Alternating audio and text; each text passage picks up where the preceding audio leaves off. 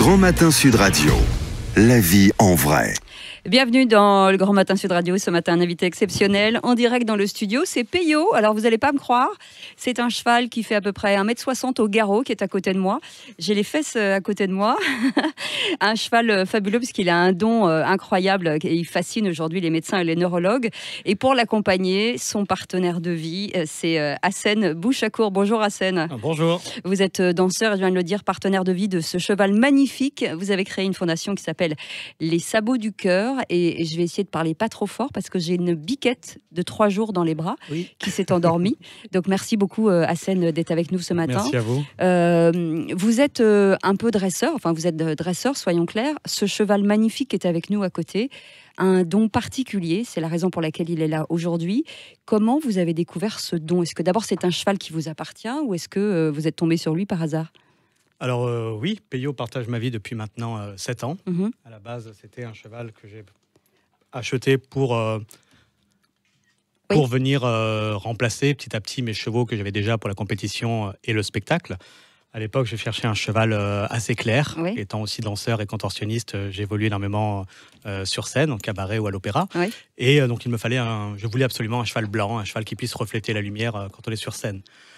Alors, il n'est pas blanc. Il n'est pas blanc. Il est clair, mais il n'est pas blanc. Il est alezan cuivré. C'est un vrai cheval de compétition. C'est un vrai cheval. On a pas mal de titres, on a pas mal voyagé à travers le monde. C'est mon cheval de dressage, puis aussi de fauconnerie à cheval pour les traditions ancestrales. Qu'est-ce qu'il a de particulier alors ce cheval? Comment vous avez découvert ce don et sur dans quel moment précis vous vous êtes rendu compte qu'il se passait quelque chose? Déjà, c'est un cheval avec un étalon, qui reproduit. C'est un étalon avec lequel j'ai eu beaucoup de difficultés à nos débuts. Je l'avais discrètement remis en vente, tellement je m'en sortais pas avec ce cheval. Caractère. Et puis, on a compris qu'il était autiste, qu'il avait un comportement atypique, très compliqué, dans une bulle en permanence. Même avec moi, c'est compliqué parfois pour l'attraper, pour lui faire des soins s'il n'a pas décidé, mais qui est capable, à l'inverse, de donner le meilleur de lui-même, donner tout ce qu'il a pour moi, pour me faire plaisir, au moment où il faut aller. Donc ça a été très compliqué, les débuts ont été horribles, jusqu'au jour où j'ai lâché prise, où j'ai accepté que il soit différent. Il est différent, il n'a rien à voir avec mes autres chevaux, mais par contre, une fois qu'on arrive, une fois que je suis connecté avec lui, j'en fais ce que j'en veux, et on a fait une progression et une carrière incroyable en très peu de temps. Et comment il est avec les autres chevaux? Est-ce qu'il est vraiment différent ou une attitude particulière? Pas de rapport avec les autres chevaux. Il est très agressif, il a peur, il attaque avant de se sentir attaqué. Ça fait que c'est très conflictuel. Quand il est avec les juments pour la reproduction, ça va durer 3-4 jours. Et ensuite, il faut vite l'enlever parce que ça peut devenir dramatique. Alors, il a ce don particulier comme certains chats en Angleterre qu'on met dans les personnes, dans les maisons de retraite et qui va vers les personnes qui sont en fin de vie et qui apporte vraiment quelque chose à tous ces gens aujourd'hui. Que j'embrasse. Il faut bien savoir que moi, je viens du milieu du spectacle, de la compétition. J'avais pas prévu de ma vie de vivre ce qu'on vit actuellement. Je n'ai pas décidé d'accompagner entre 15 et 20 personnes en fin de vie tous les mois, dont de nombreux enfants. Je viens d'un milieu à des années-lumière de cela. Ça a été très compliqué de l'accepter. C'est difficile, c'est un métier très difficile. C'est compliqué. Parce que vous avez affaire à la mort assez régulièrement. J'ai la chance d'avoir une hypersensibilité et d'avoir une réelle force, de pouvoir supporter l'insupportable, de partager des moments de vie, de créer de la vie dans la fin de vie. Mais Peyo, je ne comprenais pas pourquoi est-ce qu'il était constamment dans sa bulle, mais qu'à un moment donné, vous ne savez pas pourquoi. Il en sort et il va se diriger sur une personne bien précise et adopter un comportement qui est complètement irrationnel. C'est-à-dire qu'à l'inverse de son caractère, c'est-à-dire que tout à coup, il devient très calme et très empathique. Il va poser sa tête sur la personne, il va la lécher, il va l'embrasser, il va la veiller, il va poser son nez sur la partie douloureuse et rester avec, mais de longues minutes, parfois des heures, sans qu'on puisse expliquer pourquoi cette personne-là, pourquoi à ce moment-là, pourquoi tout ça. Donc beaucoup de questions. On va expliquer, Hassen, parce que vous venez effectivement dans les hôpitaux, pour tous ces gens qui sont en fin de vie, et vous le laissez tout seul dans les couloirs, et c'est lui qui se dirige dans les chambres et qui sent. Alors, quand je me suis aperçu déjà qu'il allait toujours sur le même type de personnes, clairement affaiblies physiquement, moralement, psychologiquement. Des personnes que je ne pouvais pas lui imposer, que je ne pouvais pas. C'est pas un animal qu'on emmène. Oui, c'est pas un animal de foire. Déjà, il déteste ça, il déteste qu'on le caresse. Donc, si lui ne vient pas, faut pas l'approcher. Je me suis dit, ok, qu'est-ce que je fais? Est-ce que je suis fou? Est-ce que c'est lui qui est fou? Est-ce qu'on est fou tous les deux? Est-ce qu'il est réellement capable d'aller et de retrouver une personne parmi d'autres qui est pas bien?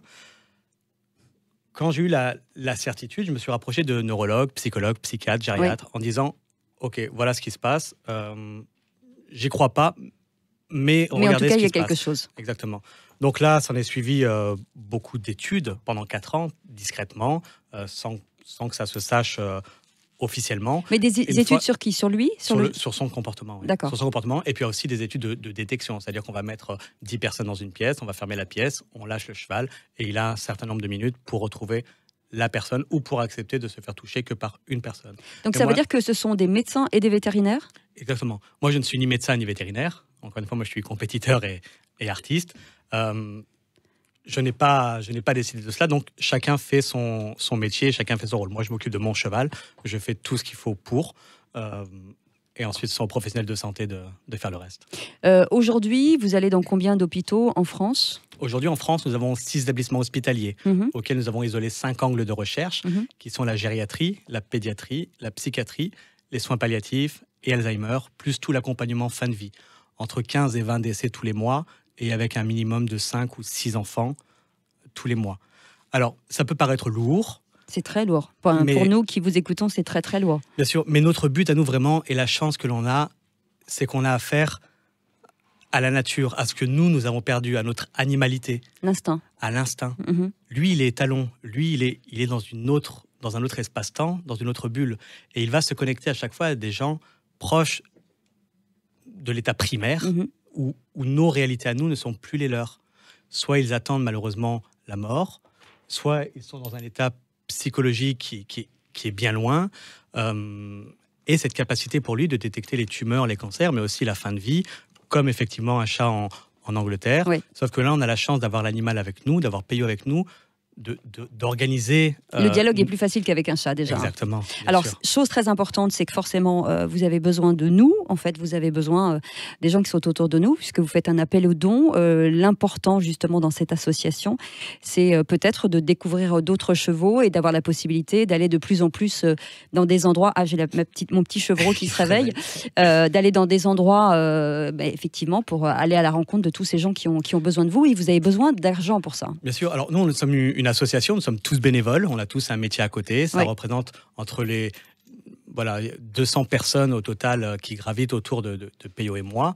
Peyo est un cheval avant tout, donc il vit à l'extérieur, il a sa vie d'étalon. Et quand il est disposé à travailler, on se rend dans un des hôpitaux de recherche. Mais il peut arriver qu'on ouvre la porte et que Peyo fasse demi-tour et soit rentré à la prairie. Donc ça, on s'adapte à lui. Pour une fois, l'humain se met au service d'un animal et pas l'inverse. Ensuite, effectivement, nous sommes associatifs avec très peu d'aide publique. Nous avons un projet qui est énorme, c'est de créer pour la première fois au monde un centre de dignité humaine, une espèce de bulle avec les animaux au centre, et les chambres organisées exactement autour pour accompagner la fin de vie, pour une prise en charge humaine et digne. En tout cas, je vous remercie vraiment beaucoup, Hassen Benchakour. Vous étiez avec nous avec votre cheval ce matin, votre petite biquette qui a 3 jours. Et Peyo, c'est très émouvant et merci beaucoup. On va vraiment vous aider et faire en sorte de vous aider financièrement et de vous trouver des dons ce matin. Donc, on va laisser toutes vos coordonnées, bien sûr, sur l'ensemble de nos réseaux sociaux. Merci 1000 fois d'avoir été avec nous ce matin. Merci du cœur, merci pour mes animaux. Merci, c'est la fondation Les Sabots du Cœur. Merci, Hassen. À très bientôt sur Sud Radio.